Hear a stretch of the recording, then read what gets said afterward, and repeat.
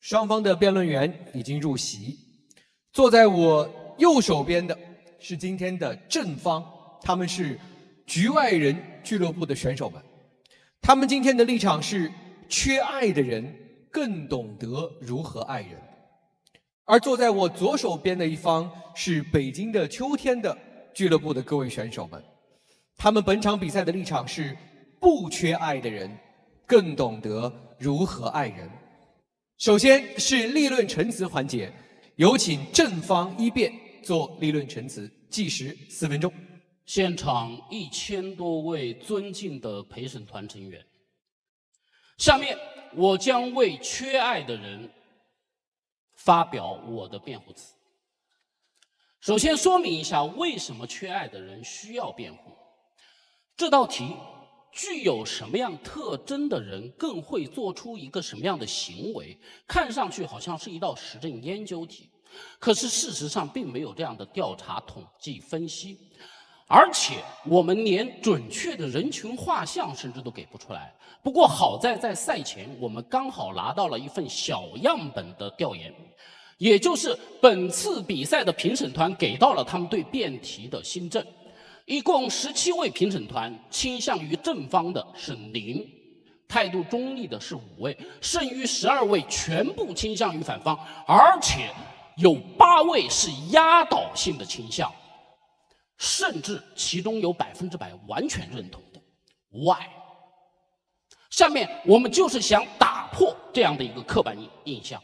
第一点，世界上没有不缺爱的人，所谓缺爱是对爱的一种匮乏感。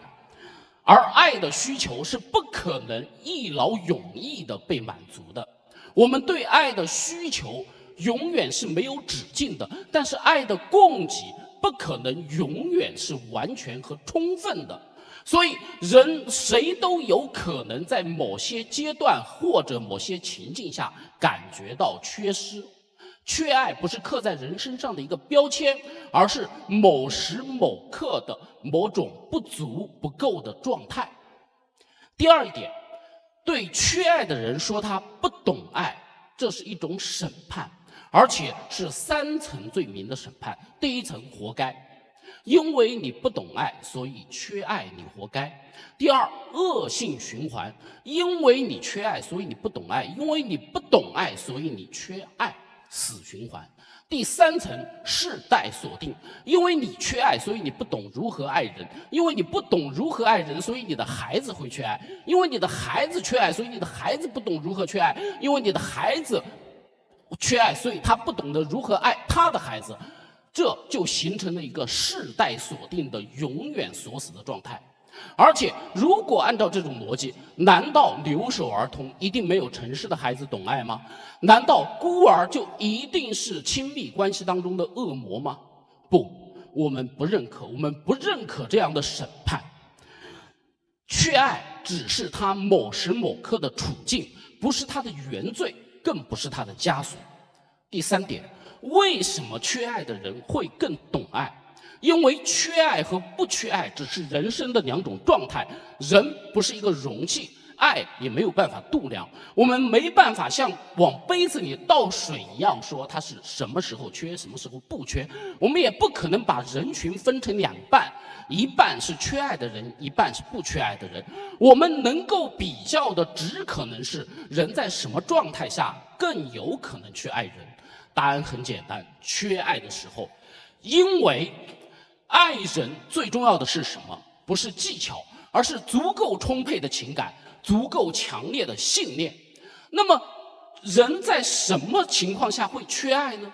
在你最想要去爱的时候，你才会缺爱。人如果无欲无求，是不会感觉到缺爱的。紫霞仙子是因为她很想要爱，她才会觉得缺爱，她才会去寻找那个能拔出她宝剑的意中人。当你感觉到缺爱的时候，你会做什么？你会有足够充沛的情感去投入爱河，你会有足够强烈的信念去建立连结。这个时候就是你最能爱人的时候。哪怕后来我们唱着后来也会说，那个时候是我最懂爱的时候，因为爱最重要的就是爱本身。各位，不被爱只是不走运，而不会爱则是一种不幸。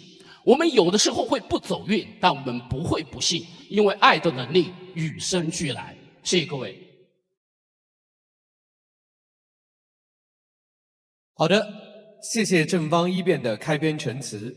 我们接下来将有请反方做他们的立论陈词，同样是4分钟，有请。好，大家好。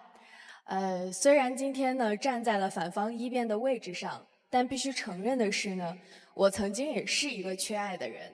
所以其实我刚才在细细品味，从邓老师的辩护中，我感受到的究竟是被爱更多，还是被怜悯更多？我还没有想清楚，我还得再品一品。那不妨先来跟大家分享一下，我心中我的这个世界是什么样的。我想尝试跟大家一起来看一看。我小的时候其实就很卷，从小卷到大。小的时候呢，卷成绩、卷排名、卷名校、卷学历；长大了以后呢，卷事业、卷个人成长、卷一切。所以我其实真的是在优绩的惯性里一去不返，一路狂奔。然后突然有一天，我好像停下来的时候，觉得我活得很没有安全感，我也没有感觉到我很爱自己。其实我自问，我觉得我的自我价值感并不低。但是也得承认，很大程度上它依赖于来自于外界的反馈。所以当别人尝试告诉我说你不要掉进自证陷阱的时候，我惊觉我一直活在一个自己构建的巨大的自证的世界里，总在证明自己。因为缺爱，所以呢，我好像总是下意识的、无意识的习惯于讨好，不擅长冒犯。所以我明明清楚地知道，在亲密关系当中，我们应当是照见彼此成长的镜子，推动彼此成长的伙伴。应当在他做得好的事情上给予真心的赞美，而当他做得不好的时候，顶住压力，直言不讳，忠言逆耳。可是后者我真的不太擅长做到，因为我会害怕，我说了他会不会不开心，他会怎样理解我的用意和发心。因为缺爱，我身上呢还有一套防御性自恋的被动机制。这套机制是什么样的呢？就是吵架的时候，我好像永远不会错，我也永远不会认错，错的好像永远都是对方。但其实我在内心已经自省了10000遍，但我真的没有办法勇于面对我不可能是完美的这个事实，因为它会让我觉得我不会被爱，我不值得被爱了。为什么总要赢呢？因为输不起。因为缺爱，所以我还会怎么样呢？我会害怕一切风险，害怕一切未知的变数，所以我有的时候抓得特别紧，有的时候推得特别远。抓得紧会让人觉得有控制感，有窒息感，而推得远其实只是我在隔离，当然我也推远了对方，我在隔离可能失去所带来的痛苦和焦灼。是的，我都知道。我知道讨好会让我错失帮助对方成长的机会，我也知道防御性的自恋会让你困惑迷茫，让这段关系无法深入。我更知道我的恐惧会让我们的关系成为彼此的桎梏。你说你都知道，那你干嘛不改呢？可是纸上谈兵的知道逻辑和道理和懂得如何爱人始终是2件事儿，而恐惧的本能永远先行。但幸运的是，我遇到了一个并不缺爱的伴侣，他松弛，他包容。有的时候我们吵急了，我甚至很急。我问他说：“你连点是非观都没有了吗？你没有对错了吗？如果我错了，你至少要告诉我错了，我向你道歉。”他说：“我有是非观，但是好像确实不用在你身上。我从来没有把对需求的寄托、对完美的幻象投射在你身上。我不希望通过你认错来证明我没错。我也不害怕，如果我错了就失去你的爱，因为我相信你也不会那么轻易的离开我。”所以我今天想跟大家说的是，他的爱让我勇敢，他的爱也不会是一种有着强反馈机制的交锋，而是一种润物细无声的滋养。他的爱情深不自坠，携爱上青云。如果今天你也即将拥抱一个可能有点缺爱的伴侣，我希望你能矫正你的预期，和他的爱同频。你可以是他的杰克老师啊。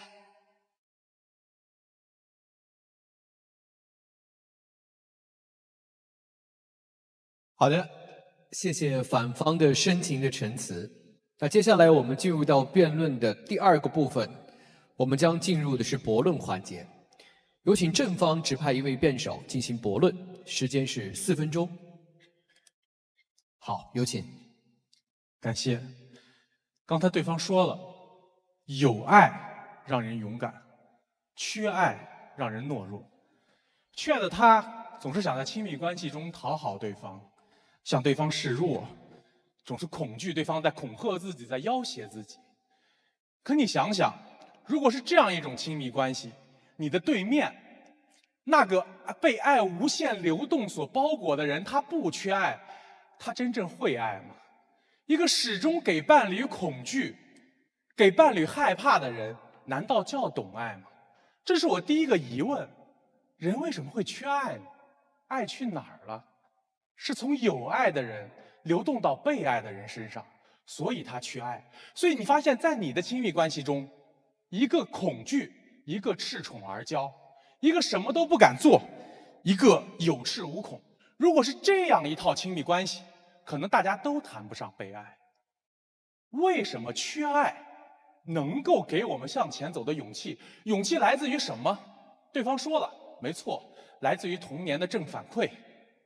可很多我们没有正反馈的人，正如我方一辩说的一样，难道世世代代就要烙上这样的烙印吗？难道我们在这样的循环中摆脱不出去吗？难道原生家庭的噩梦就是每个人注定的阶级吗？不是。勇气是谁给我们的？像对方所说，勇气是有爱的家庭、有爱的童年给我们的，可这我们决定不了。所以我们就甘心被打上这样的烙印吗？恐怕不是。勇气来自于爱本身呢。我为什么勇于向他走到那一步？我为什么勇于向他表白，告诉他我爱你？不是因为我有一个美满的家庭，而是我看到了你，我忍不住，那双眸子就让我想往前走。这才是爱啊，不是那些技巧，不是那些依托于我的家庭的借口，就是爱本身。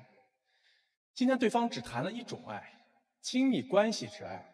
其实我拿到这个题目的时候，可能和大家的心态不一样，我想到的是另一种爱，是大爱。我见过的最会爱人的人，可能是我的爷爷，我现在躺在病床上的爷爷。为什么说他最会爱人呢？他10几岁背井离乡，抗日战争、解放战争打到抗美援朝，他从小不知道什么是爱啊，兄弟姐妹都阵亡了，周边都是苦难，都是灾难，都是死亡。他为什么给我们带来爱？这就是我的一个问题：是什么给当下这个缺爱的是什么给当下这个时代赋予的爱呢？就是那些原来最缺爱的人啊！在座各位，你再缺爱，你有战争年代那些孩子们缺爱吗？你有那些老一辈的革命家缺爱吗？他们为什么这么懂得爱，这么会付出呢？什么给了他们勇气？是他幸福的童年吗？不是，是他的信仰。就如我方一辩说的一样，爱是最大的信仰。共产主义爱世人，又何尝不是一种信仰？今天正方站在这里，之所以要为这个审判鸣冤，要为大家摘下这顶帽子，不是告诉大家你不幸的童年无所谓，我们不在乎，而是要告诉每一位人，爱的钥匙就在自己手里。不要去在乎那些污名化，不要去在乎那些自己已经无法控制的过去，人要往前走啊。对方辩友还说，爱是一种能力，或者说越爱越多越好。那种溺爱又怎么办呢？在蜜罐中长大的这一代人，真的比在苦难中长大的那一代人更会爱吗？所以，今天在这里，根本不是一场对我们缺爱的无产阶级的审判，而是爱的无产阶级的革命。谢谢。好的，谢谢正方2辩的驳论。我们把驳论的环节交给反方，4分钟，有请。各位好，对方的定义极其之荒谬。他们说缺爱不是一种气质，不是一种经历，不是一种特点，居然是一个状态。换句话说，一个人平时睡得很饱，有一天熬了个夜，他就缺觉了。一个人平时感情不断，有一天突然空窗期了，他就缺爱了。宁芳这个不叫缺爱呀，宁芳这个是伴侣换得太快呀。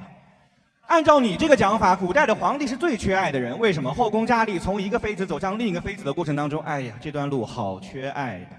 所以这么荒谬的定义，我们忘掉它。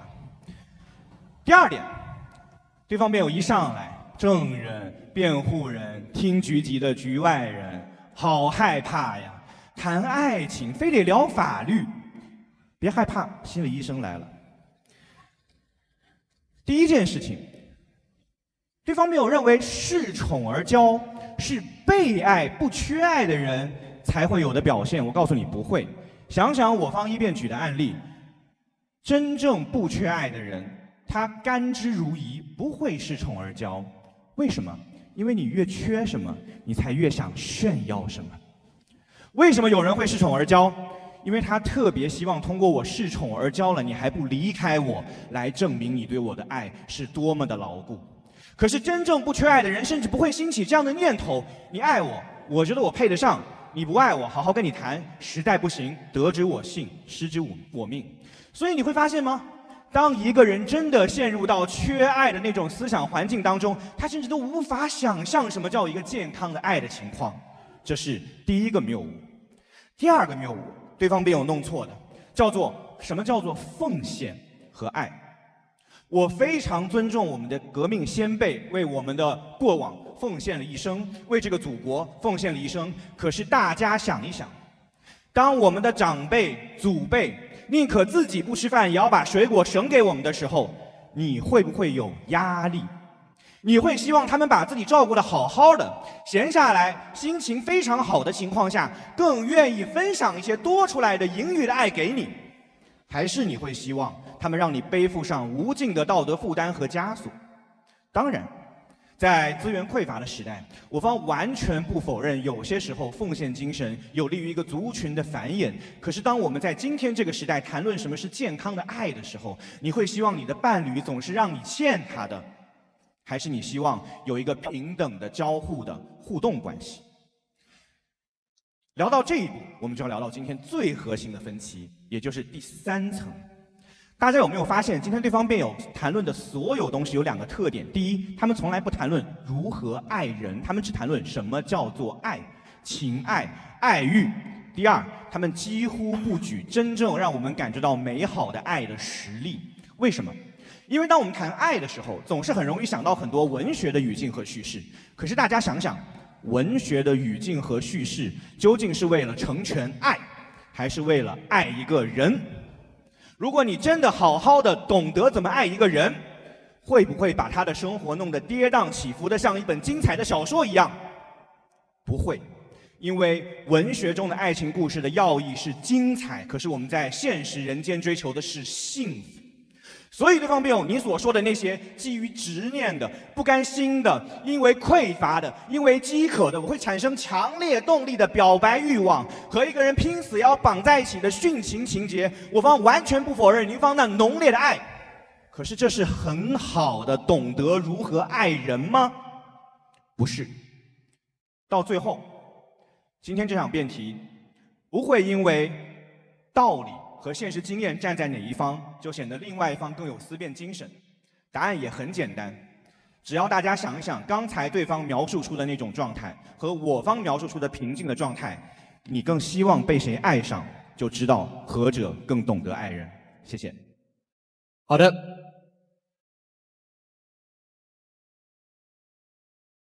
接下来我们进入到3v3的下一个环节质询，我们将有请反方二辩质询正方的任意一位指派辩手，质询时间为2分钟，答辩不计时。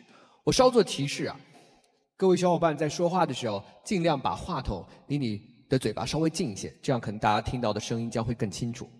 好，两位请开始。谢谢。第一个定义问题，缺爱是一种主观判断，对吗？缺爱是一种感受，没问题。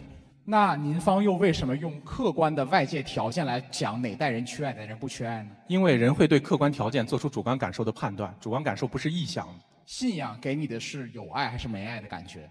什么？信仰信仰看是什么信仰。如果是爱的信仰，爱人的信仰。，exactly。所以对方讲的上一代人有爱的信仰，恰恰论证是在不缺爱，而不是缺爱。第一个问题，第二件事情，价值问题。今天看到两个人，一个人缺爱，一个人不缺爱，你觉得是缺爱的人不懂爱更过分，还是不缺爱的人不懂爱更过分？我觉得上一个问题你的结论有点武断了。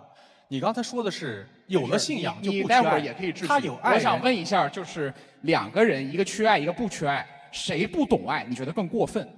谁不懂爱更过分？是，就是要做一个道德上的价值判断。你的立场让你怎么判断？我觉得谁不懂爱都可以。就是我给你举个具体的案例。别，咱就是更过分的问题啊，更过分。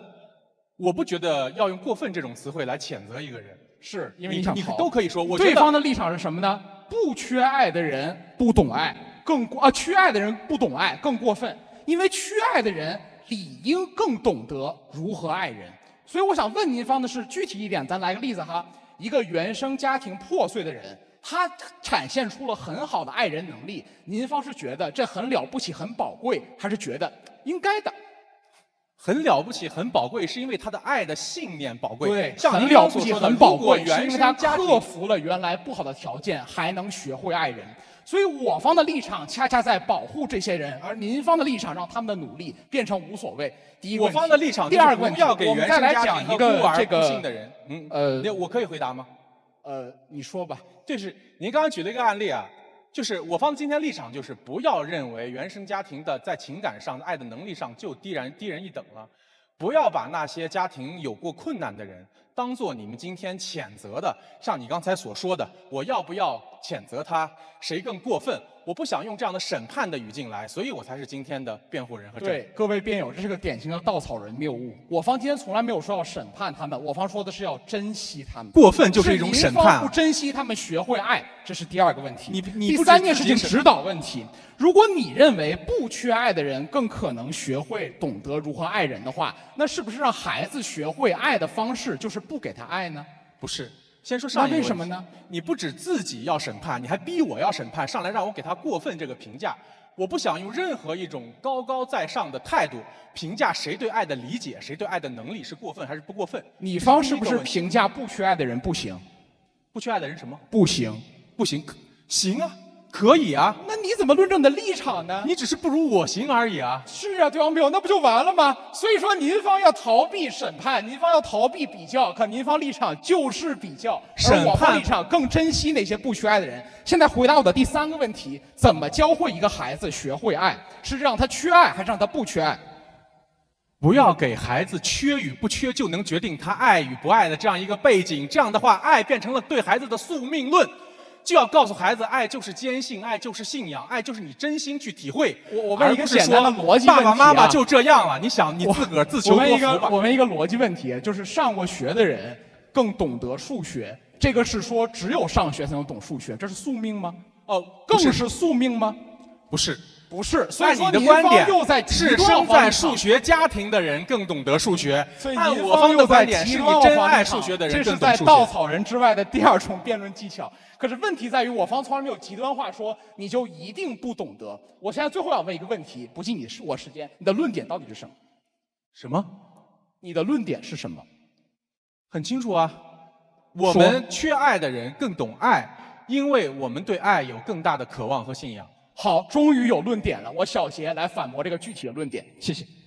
梅月你好，刚才秋阳在反驳我们定义的时候说啊，皇帝缺爱，熬夜的人缺爱很离谱，你同意吗？熬夜的人缺爱，缺觉，皇帝缺爱和熬夜的人缺觉，他觉得很离谱。熬夜的人缺觉不离谱，缺爱的人缺爱也不离谱。秋阳上来反驳定义的时候说，难道熬夜的人就缺觉吗？难道皇帝还缺爱吗？所以你也说了，熬夜的人就是缺觉，所以缺就是一种状态。所以皇帝就是缺爱呀。可是秋阳刚才是反问我，难道皇帝缺爱吗？他是在反驳您方刚才说的是，只要你不在被爱的恋爱过程中，你就缺爱这个论点，跟皇帝缺不缺爱中间还断好几层呢。所以您方的这个对定义的反驳1辩和3辩是达不成共识的。再问您另一个问题啊，秋阳刚才说了，缺爱的人更容易恃宠而骄，你的1辩说了，缺爱的人更容易害怕，一边是骄横，一边是害怕。他为什么双向情感障碍了。看来我的麦是真拿的有点远。我刚才说的很清楚，时而抓得很紧，时而推得很远。恃宠而骄就是一种焦虑型依恋，说白了就是我疯狂的证明我都这么对你了，你还会爱我，以此来证明你真的爱我。这真不是啥特健康的爱情观。所以我举一个例子，比方说这个人有非常富足的家庭，有非常好的这样一个家庭背景，有非常好的爱的这样的经验，而他的对象是一个小镇的家庭破碎的青年。当他俩爱情发生问题的时候，你觉得从你的评判口径上讲，大概率是谁的问题？大概率的问题还挺多的。大概率是谁不会爱？大概率有很多问题，比如说双方会有很多习惯不同。如果一定有一个人告诉你不会爱，你觉得大概率是谁不会爱？我觉得大概率双方要共同学习爱的课题，你不敢学习说呀去判断你和念一遍你的矫正自己持方对对方爱的认知。梅月，请你念一遍你的持方。我的持方：不缺爱的人更懂得如何爱人。所以我刚才那个例子里，谁是不缺爱的人？不一定哦，因为缺爱是一种主观判断。您所以不能看直接因在您为他方看来出身贫苦就告诉我他一定缺爱。所以你认了缺爱是主观判断，一会儿和秋阳再商量一下这个口径到底听谁的。第一，你的立论里整个告诉我，因为你小时候这各种卷、各种爱，感觉很不安全，所以在我刚才那个定义里很清楚了，一个人按你们的定义，如果爱是一种人类的话，如果爱是一种人的话，他俩，我刚才举的那个案例里，一个富足的千金小姐和一个凤凰男，谁更不懂得爱？你不敢说，为什么？因为富足的千金小姐，你能确定的她只是有钱，而不是一定有爱。在这个故事里，她不只有钱，她的千金还体现在她有个健全的家庭，另一边是破碎的家庭，所以你还是不敢。谁家富足千金小姐一定是健全家庭？这是我的假设，她是一个健全家庭的千金小姐，所以我问你，第一个问题，第三个问题，您方所说的爱是不是越多越好？越爱就越懂得如何爱人，爱越多越懂得如何爱人。爱越多，我就更有可能越懂爱吧。我现在觉得应该是的。所以是越多越好，哪怕是溺爱，是妈宝，是海王。溺爱是错误的爱的方式，所以您方说的是合适的爱，不是多的爱呀。所以您方把不缺爱换成了合适的爱，把缺爱换成了不合适的爱，这样论证是不是偷换概念呢？是不合适的方式，没有不合适的爱。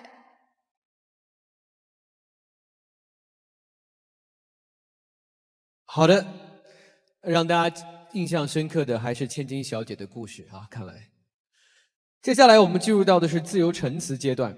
我们首先有请反方指派任意辩手进行自由陈词。好的，3分钟时间，开始。好，谢谢。对方立场确实是为什么让我问出这个朴素的疑惑？我相信台下很多人也有疑惑，就对方今天其实没有论点。对方从头到尾讲2件事，第一件事我们在价值评价，这是个典型的稻草人论证。今天你评价不缺爱的人更不懂爱，并不是说我们要鄙视这些人，而是说我们要珍惜这些人，而是说如果他们学会了如何爱人，你要理解他这一路走来的不容易。反倒是对方，你原生家庭破碎，你懂爱，你应该的呀。你不是原生家庭破碎吗？那你不懂爱，你怎么能这样呢？反倒是我原生家庭幸福，当然应该不懂爱了，这什么逻辑，什么道理啊？所以是您方的歧视，不是我方的歧视。第一个问题。第二个问题就是您方在讨论价值指导问题，您方能不能正面回答一下？如果说不缺爱的人更不懂爱，缺爱的人更不懂爱，那对孩子是不是应该越不爱越好呢？是不是越缺越好呢？您方不断逼问我方一味的问题，我反跟您方说了，那是不是让他一点爱都没有，才能让他最学会怎么去爱别人呢？这是价值账好的问题。第三问题就是我方最关心的论点的问题。您方终于交底了。其实您方讲的就是说，一个人缺爱，他就更渴望得到爱，他就更想去爱人。可是各位啊，请问爱人的理由应该是渴望得到别人的爱吗？不，爱人的理由应该非常简单，就是我爱你。最好的爱是第一性的，它是没有原因的，它是不依赖于你怎么样的。如果今天爱人的理由变成了我渴望爱，爱会变成什么样子？我热切的喜欢你，只希望得到你的反馈。我对你的回应只不过是因为我不敢离开你。这是我们想要的吗？而且这是我们会做的吗？各位，一个人最想渴望爱，他首先要做的恐怕不是爱别人。如果一个人如此的渴望得到爱，他最想做的是控制利用和操控别人。因为爱最伟大的不确定性来自于你最内心那个不可言说也不可追溯原因的感受，而这种东西注定的不确定性是不能满足你的，能满足你的只有确定的公式和控制。可是更重要的是，我方想说的是，哪怕对方真的因为匮乏给你爱，你就满意了吗？不是这样的，因为爱不应该是个你赢我输的游戏。对方二辩说的一句话，在反驳我方一辩的时候，我方觉得非常不好，叫做爱从一个人流向另一个人。不是的，只要人人都献出一点爱，世界不会变成一个爱的恒等式，是会变成一个更美好的明天。爱是自我创造。所以今天为什么我方觉得您方这个立场不对，是因为您方天然假定爱的前提一定是匮乏，爱的目的一定是匮乏，可是爱的目的从来都应该是给予。可是很遗憾的是，学会爱的目的是给予，需要你本身并不匮乏，这也是不缺爱的人天生的 privilege。那对于缺爱人怎么办呢？我方只想说，爱人先爱己，在懂得爱人之前，先照顾好脆弱的你自己。谢谢。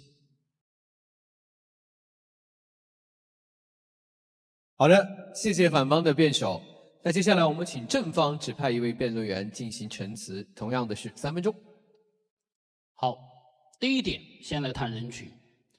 我们都知道有一句话叫做“当你拿着锤子的时候，看谁都是钉子”。确实啊，在心理医生的眼里，大家都是病人。如果你说爱缺爱不缺爱不是个状态，而是一个人群，请你告诉我这个人群的画像是什么？什么样的特征我们可以贴上标签说他是缺爱的人？什么样的人群我们可以贴上标签说他是不缺爱的人？你画得出来吗？事实上你画不出来，因为你方举的任何一个例子，我们都可以说出他有可能在某些阶段是缺爱的。这也是为什么你们在回答我方二辩的问题的时候，拿出一个具体的案例，你不敢说谁是缺爱的，谁是不缺爱的，这是第一点。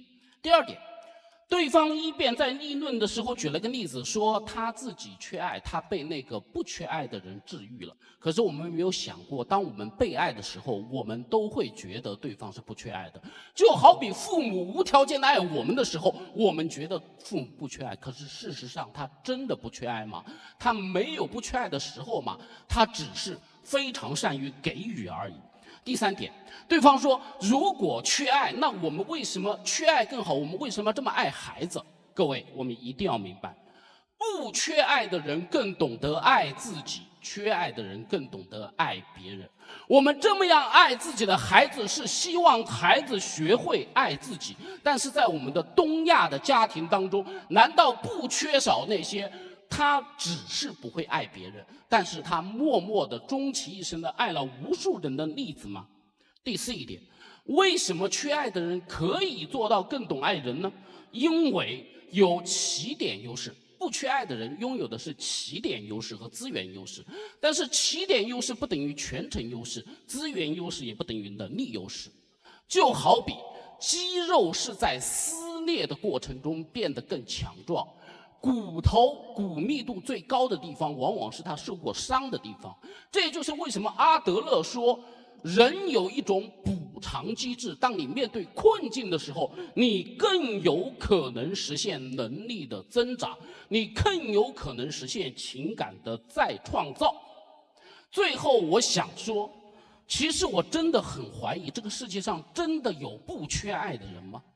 真的有人从来不曾感觉到过爱的匮乏、爱的缺失吗？这个不缺爱的人更有可能是我们的一个理想的原型，是我们一种理想化的投射，就好比我们想象神爱世人一样，我们会想象这个完美的原型比我更懂爱，他也会来爱我。但是让我们回到真实的人间，真正的爱是什么？就像对方举的例子，只要我真的付出，就会产生情感的流动。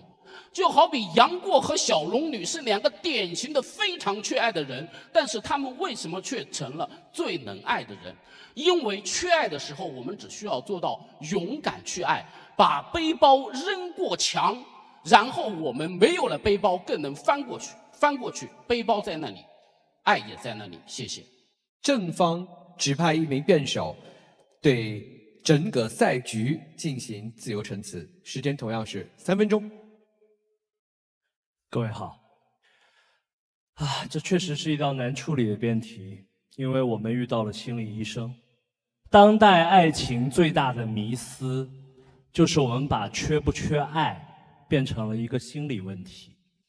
缺爱是一种病，所以呢，你首先要把它当成一个健康问题，然后呢，你要在自己身上找原因。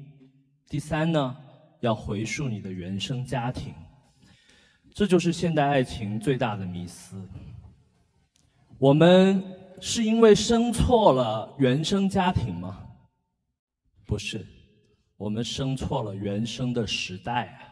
这个世界上，今天听到目前，对方一直在讲，缺爱的人的解决方案是什么呢？一边告诉我们，你要遇到一个松弛、平静、给你情绪价值的伴侣。珍惜它，我完全同意。遇不到啊，而且，万一我遇到了，生老病死，世事无常，他走了呢？你拥有过爱，你就不会缺掉爱吗？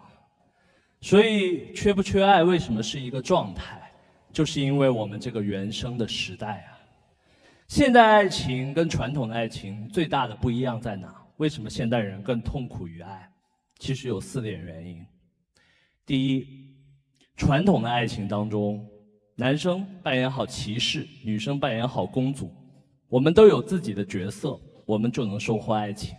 但现代爱情超越了这些，你得有强烈、浓烈、第一性的爱。但这在科学上违反科学啊！迷恋期就是18个月到3年啊！你很难稳定，这是第一个痛苦。第二个痛苦，在传统的世界里，爱情是有限选择，你是在一个阶层内选择。但现代的爱情，你要打碎阶层，打碎身份，打碎金钱，所以你反而恐惧承诺。第三，传统的爱情里啊，其实你因为面对的选择有限，所以爱情可以是一种无条件的托付和依赖。但在现代爱情里，如果一个女生说我希望男生每天回家吃饭，你会不断的反思，这到底是我的依恋是美好的，还是我不够自主和独立呢？传统的爱情里啊，爱是神秘的、理想的神话。但现代的爱情里啊，你有一堆算法和软件，你可以剖析自己，你也可以找到意中人。我如何在冷冰冰的数据面前保持我对爱情的憧憬？所以，这是这个原生时代给我们的拷问，这是我们缺爱的原因。一会儿，请心理医生医治一下。好的，感谢正方的3辩。接下来我们有请反方同学做自由陈词，任意辩手，3分钟。太好笑了！你方说心理医生看什么都是病，那你方法律人还看什么都是罪呢？哪个更可怕一点？不是你们先说的吗？现在开始指责我了。但是别担心，我既然敢报出这个名号，我就包治你的病。来看第一件事情，刚才肖磊学长告诉我说，传统爱情跟现代爱情的区别，错，我来告诉你，传统没有爱情。去看一看米切尔的《爱与岁月》，你会发现所谓的浪漫爱情这个概念，在中世纪骑士小说之前几乎没有。那个时候有婚姻、有婚配、有宗族关系、有姻亲，但是唯独没有浪漫。是在之后欧洲整个发展过程当中，人们才渐渐开始习惯了先有爱情，再有婚姻，这之间和生产力之间的绑定关系我就不多解释了，各位应该都明白。所以根本不存在所谓传统跟现在的区别。过去也许2个人会在一起，所谓男主外女主内，一个人仰赖另一个人，那最多是依附关系。爱情在哪里？我看不到。第二件事情，对方辩友今天所有的论点，在我方的攻击之下，一个叫做因为缺爱的人信念很强，太好了，我现在把它打掉。因为缺爱的人信念很强，所以他更不懂得如何爱人。为什么？因为爱应该是自然的，而非刻意的。当你需要凭借着强烈的不甘心、欲望、信念、渴求，对对方回应的期待，你才能够让自己把一个人爱下去的时候，你真的爱这个人吗？你真的爱这个人吗？人特别容易把自己的需求和不甘心当成是爱呀，朋友们。当你快死的时候，如同一个缺水的人快渴的时候，如同一个缺爱的人渴望一段关系和肯定的时候，我们总是很容易像抓住山崖上那根树枝一样，死死地抓住一根树枝，如同我们死死地抓住另一个人。你爱那棵树枝吗？还是你只是不舍得放开它呢？所以这是为什么对方辩友举杨过和小龙女的例子，我可以明确的告诉大家，一开始的时候，杨过就是因为缺爱而不懂如何去爱，所以他才连沟通都没有，就对小龙女不告而别，因为他以为小龙女也对杨过不告而别，因为他们都误以为对方抛弃了自己。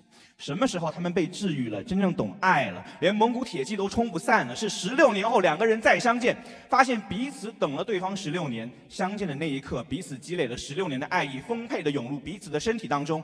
那一刻他们不缺爱了，那一刻他们安全了，那一刻杨过抱着郭襄，小龙女也不吃醋了。这是真正美好的爱，这是真正懂得如何爱人。对方对我说，那溺爱算什么呢？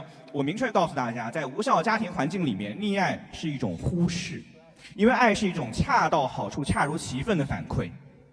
如果你做什么我都肯定你，跟你做什么我都否定你一样，我忽视了你做的任何事情，都给予了完全一样的反馈，这当然不会给人爱的感觉，只会给人宠的感觉。最后，你问我怎么办？时间有限，我今天说一个简单的办法，各位正在做的就是这件事情。打辩论可以治缺爱。为什么？因为当你通过语词的修炼，获得了认知的灵活，知道这个世界上很多事情可以正可以反，没那么可怕，你就不再那么渴望必须有另一个人的怀抱了。谢谢。谢谢反方三辩，打辩论治百病啊！握紧你的锄头啊！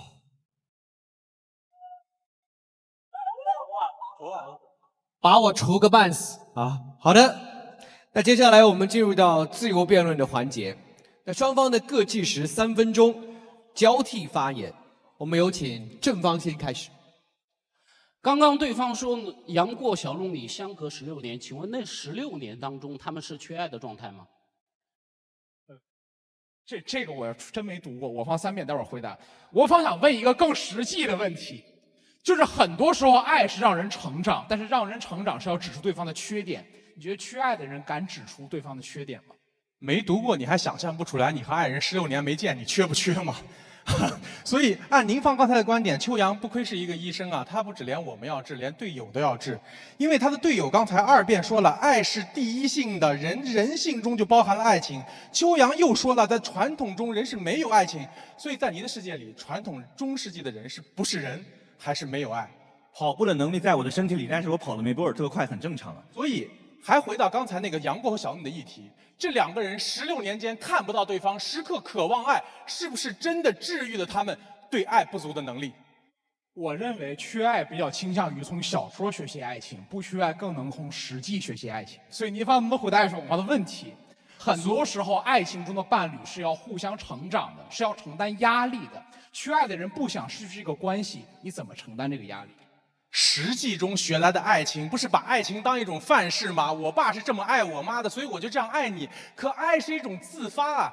当你把爱当做一种正确答案，你这个答案用在配偶身上，他不高兴的时候，你这个答案该怎么办？所以，爱不是一种答案，爱是一种勇气。可好了，在女生宿舍楼下喊楼的那帮男生都可有勇气了。你会觉得他们真懂如何去爱吗？不是，他们只是渴望爱而不得法。这正是有信念，但是没能力。来，秋阳，我告诉你，我离你说的那个年代已经过去了20多年。我现在回过头来看，那个时候的男生才是最懂得如何爱人的时候。在座的各位，请珍惜你们现在的这个时代。坦率地说，我谈恋爱就学会了一件事儿：不要让对方尴尬。你可能以为你在爱人，但得让对方很尴尬。这就是我方讲的，你想要的是场面，你想要的是别人给你鼓掌。可问题在于你没有好好去爱那个人。所以成长不是爱的一部分，这是您方唯一讨到的最后的节点。但我再问一个，很多时候爱是放手，可是缺爱的人他缺乏爱，他敢放手吗？所以正方、反方一辩的论通篇讲了爱让人恐惧，爱让人不敢表达。但三辩又站起来说缺爱又让人勇于去楼下去喊人。到底缺爱的人是个什么人啊？出了什么事儿都要往缺爱上放。你一会儿问问楚英老师，你让他现在有在楼下喊人的能力，对他来说是多大的懂爱啊？我方一直在说啊，缺爱其实你就是找不到对的位置、合适的方式、正确的表达爱，让对方正确的感受到被爱。时而过远，时而过近，时而抓得太紧，时而放得太松。这个我方确实已经说了很多遍了，我就不在这儿继续聊了。能不能请您方给我一个例子？什么时候是缺爱的人比不缺爱的人爱得更好了？就是我们来聊聊。所以对方说了这么多，他们是在说爱需要有方法，但是他们并没有论证为什么不缺爱的人就更有方法，为什么缺爱的人就没有方法。他们也没有论证凭什么方法就比真情本身更重要。来，我们回到最初的逻辑，您方说了缺爱是一个人群，请告诉我这个人群的画像和特征是什么？告诉我。很简单，你如果一定要用临床上的标准呢，我可以告诉你是情绪调节能力有一些所谓的缺失，自身的认知比较的固化。这个东西我要讲的话，可以写满诊断诊断标准。我也非常理解您方所描述的很多人群的画像，由于今天辩题嘛，不能是一个科学问题嘛，肯定有模糊性，所以您方才能立得出论嘛。就好像在法律问题当中，我问你什么是淫秽，你也很难有一个明确的定义。斯图尔特大法官才会说，我开塔我就知道什么叫做淫秽。您充其量讲的不是爱的不完备，是语言的不完备，并不是。正是因为我们看到对人群做这样的划分是根本做不到的事情，但是我们进一步来想，没有人不可能没有过情爱缺失的状态。就好比您刚刚说中世纪没有爱情，按照您的说法，那个时代的人都缺爱。所以您说帝王缺爱很离谱，他一点也不离谱，他因为他自己就叫自己寡人。那个时候啊，真的人很容易缺爱，为什么？因为没有提倡这个概念。就好像过去我们在家里特别容易缺情绪价值，因为父母从没意识到应该给小孩提供这个，所以我们才说时代在进步嘛。我很好奇，您方能不能回答一下我方的例子，能不能真的举一个例子出来，是缺爱的比不缺爱的人爱得更好的？就比方说郭襄吧，当他一见杨过误终身的时候，他才知道什么是爱。比方说郭芙，他一辈子被自己的父亲是大侠，在爱自己的人也是大侠。当他见到杨过，见到耶律，后来见到耶律齐之后，他才知道怎么懂爱啊。对方没有。回到刚才那个大爱的问题上，为什么像张桂梅这样从小她就生活就很困苦，她返回来去关注这些山村的女性，她就不如你这些蜜罐里长大的孩子更懂爱呢？老实说，我们会希望张校长在爱人同时也照顾好自己。你跟我聊神雕，我很熟，太好了。你觉得郭襄和郭芙谁更不缺爱，谁爱得更好？你说的非常好，你希望他爱自己，这就是我们讲的，在东亚文化当中，我们缺失的是爱自己。那些不缺爱的人更懂爱自己，但是怎么样爱别人是另外一回事。人群的说法说不出来，您也给我一个例子，哪一个做得更好？不缺爱的人做得更好，举一个。您方不能终于发现我有个懂例子的人就不聊这个例子，这不真诚。所以我方讲了成长的问题，我方讲了拒绝的问题。那我在讲一个更本质的问题，今天两个人在爱中是要帮助彼此发现彼此的真相的，可发现彼此的真相同样有可能伤害到这个人，有可能失去这段关系。你觉得谁更有勇气做出这件事情呢？所以都有啊，像刚才张校长的例子里，可能他更不懂爱自己，但他更懂爱人，这是没问题的。回到大爱的议题上，你说父母的爱太沉重，可解放先辈的人给我们伟大的中国梦的任务不沉重吗？我方从来没有说过缺爱的人完全没有爱人的能力，任何人只要你是一个好的人都有爱人的能力，而缺爱从不妨碍你可以是一个温暖纯良、有自省能力、有同理心的人，但是比较之下谁更懂？感谢双方为我们贡献了非常精彩的自由辩论。那接下来呢是3v3辩论的结辩环节。他们居然有5分钟时间。我们首先有请反方3辩做今天的总结陈词，5分钟开始。每当这个时候，我就非常的害怕，因为不知道整场自由辩论没有说话的肖磊师兄待会会准备立一个什么样的新论。但是我也没办法嘛，对不对？所以不用担心，我也立一个新论。当我们在聊什么叫做缺爱的时候，我们一定会思考一个问题，就是这道题究竟讨论什么？武汉大学的赵林老师告诉我们，辩论是语词的玩味。而今天这道题里面，大家会发现对方辩友聊的更多的是爱情，是爱欲，而不是爱人。为什么？因为爱情和爱欲是一个充满了文学色彩和哲思色彩的词。当我们讨论爱情、爱欲的时候，我们考虑的不是好不好，我们考虑的是深不深和美不美。所以韩炳哲才会在《爱欲之死》当中留下令人印象深刻的论述。他说，爱情就是与他者如死亡般的焦虑。所以萨德会说，爱情让他想起了死亡。所以某一个意大利的诗人会告诉你，爱情就是自我消失在水中。爱情是泯灭自我的，我们认为无我才是爱。可是我问各位，你准备好承担另外一个人为你消除他的自我了吗？我们在真正的一段爱情关系当中，准备好面对这一切了吗？这是一个所谓爱人爱得更好的做法吗？不是的，因为我们今天讨论的是爱人，爱人是一段关系。所以，当对方辩友今天聊出很多信念的时候，你们会发现一个浓浓的倾向，叫做自我中心主义。对方说，只要我真的付出，就会产生情感流动。这句话听起来确实很动人，可是大家想一想，它也非常的以自我为中心。如果你付出了，可是没有产生情感流动的，你要怪人吗？你会焦虑吗？缺爱和不缺爱在这里产生了分野。一个缺爱的人，为什么他如此的希望在爱情当中有规律？按照我家师姐的名言嘛，没有恋爱谈的人才在谈论恋爱，比如我们6个。为什么缺爱的人总是特别希望能够通过学习解决这个问题，通过寻找到一些规律？因为爱对他来说，如同对方辩友所说，先天稍微难那么一点点，所以他希望有一个规律，只要我做到这件事情，老实说，我脑中也经常出现这样的念头，只要我努力学习，好好打辩论，爱情就会来到我身边。但哪有那么简单啊？爱最迷人、最珍贵的地方，不就是它没有这样的规律吗？因为它不是以你的自我意志为转移，而是一段2个人之间的交互关系。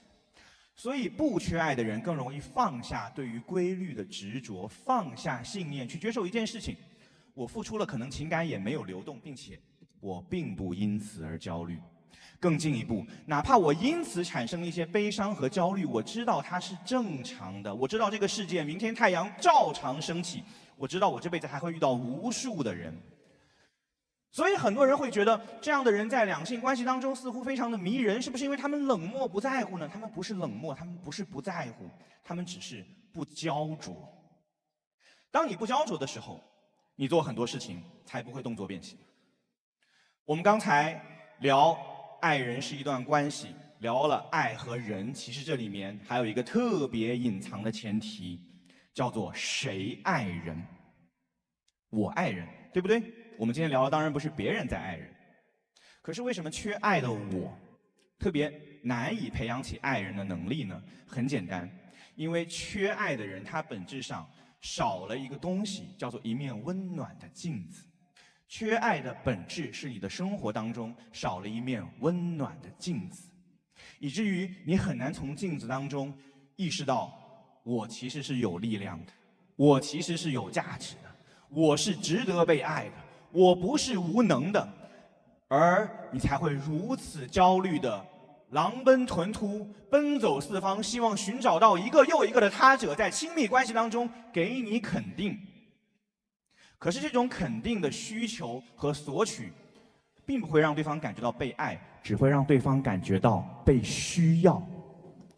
这是为什么很多缺爱的人在感情当中总是责怪对方爱自己不够深的原因。这也是为什么在很多的平台上，我们总是看到这样的群体总是被迫与女性绑定，因为在这个世界上，重男轻女依然存在。而女性内在权力的某种程度上的不平衡，更容易加剧这种缺爱的感受。所以我刚才说，我们要正视这个问题，这不是审判，这是珍惜。按照对方辩友的立场，我们今天也不能说寒门难出贵子，对吗？因为这是不是审判寒门成绩就一定不好呢？还是我们要正视这个问题，并且改善这个问题呢？最后，如何改善？当你正视这个问题之后，离开了我们的原生家庭，我们在同好社群，在朋友关系，在自己建立的新的家庭当中，寻找到那面温暖的镜子，而不是盲目的认为只要我有信念就可以以爱意抵达彼岸，你才能见到寻此苦旅穿越之后真正的繁星。谢谢。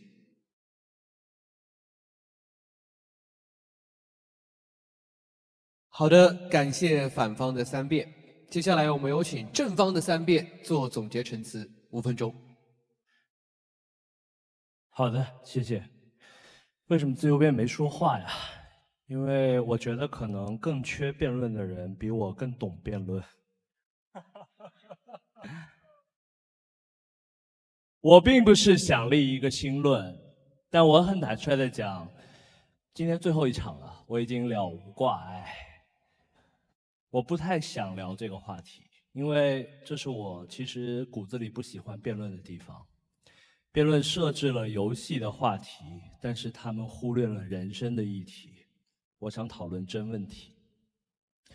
我刚才的整个自由2的陈词，我其实只是在发出一个问题，就是缺爱真的是我们的一种病吗？它明明是现代性和人性之间的这个深渊，不是我们可以选的。对方到目前为止都没有解决。我其实在所有的攻防上全部认同您的观点，但是我有一个疑问，我就一个疑问，那我这部分缺爱的人，我们既缺乏意愿，我们又缺乏能力，又是这现代性导致我们不得不背负这个枷锁，那我怎么从一个缺爱的人变成一个不缺爱的人？只能靠心理医生拯救世界吗？所以如果是一个真问题，我要问的第一个问题是我们对于爱情最早的美好想象从何而来？反方的立场最大的问题在于，他们用缺不缺去看懂不